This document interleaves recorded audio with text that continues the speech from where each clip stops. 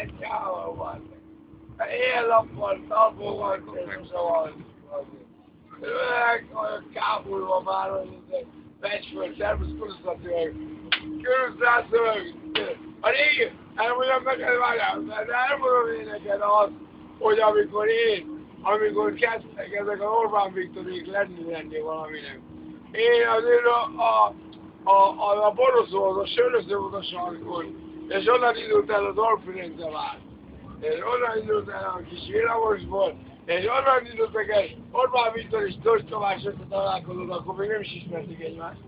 Összetalálkoztak a borozóval, vagy a golfás sörözőben, és összetalálkoztak, és akkor mondtak egymásnak, te jól lennél ennek? Igen, én majdnem én lettem volna.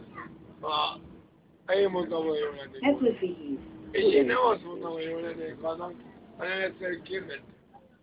Mert egyszerűen még akkor nem hittem ebben az egészben. De amúgy úgy történt. Ahogy egy konszentrációja,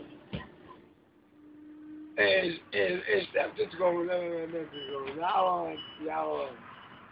Jaj, vegyék fel a kamerát. Azt nem tudja vagyok, látom a kamerát. Direkt belevettél.